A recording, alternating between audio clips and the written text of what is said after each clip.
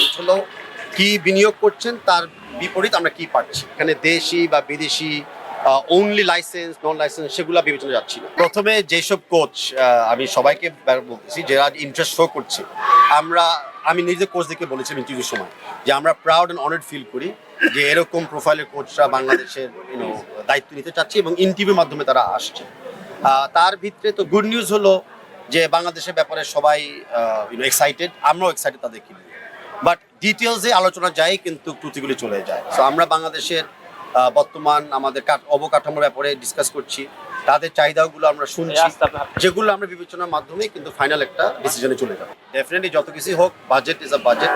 আর budget হলো not about মানে কত দিচ্ছেন কাউকে, বাজেট হলো কি বিনিয়োগ করছেন তার বিপরীত আমরা কি পাচ্ছি। তো তার সাথে আমাদের আগামী 2 বছরের ক্যালেন্ডারও আমাদের বিবেচনা করতে হবে যে কী ধরনের টুর্নামেন্টস আমরা খেলতে যাচ্ছি, কী ধরনের টিম আমরা গঠন করতে চাই। সব বিবেচনা করে আমরা যখন কোচের সাথে চূড়ান্ত করব, finance will be important but probably the last criteria. Tabid ভাই, সেখানে যদি আমাদের বাজেটের বাইরে চলে যায় আমি চেষ্টা করব আমাদের স্পন্সরদের সাথে, আমাদের সরকারের সাথে, ইভেন যদি কোনো ডোন এজেন্সি থাকে ওই দেশে, যেই দেশে কোচটা আসবে, যদি আমি পারি ফাইন্যান্সটাকে অবশ্যই চেষ্টা মোকাবেলা করার জন্য। আর একদমই না পারি তা আমি মনে করি না যে আমাদের বাজেট একদমই কম ফেডারেশনের যে ভালো কোচ আমরা পাবো। আমরা ভেরি ওপেন যে আমরা আমাদের হেড কোচ নিয়োগ হওয়ার পরে হেড কোচের সাথে আমরা কিন্তু আমাদের নেক্সট টেকনিক্যাল কোচগুলোকে আমরা ইন্টারভিউ করবো, উইচ ইজ গোলকিপিং, ফিটনেস, অফেন্সিভ এবং ডিফেন্সিভ স্ট্র্যাটেজি যারা করতে পারে, ইউথ ডেভেলপমেন্ট, অনেকগুলি আমাদের জায়গা খালি আছে। সেখানে বিকেএসপিরও একটা ভূমিকা থাকবে আমাদের সাথে, আমি এটাও খোলামেলা বলে দিতে চাচ্ছি।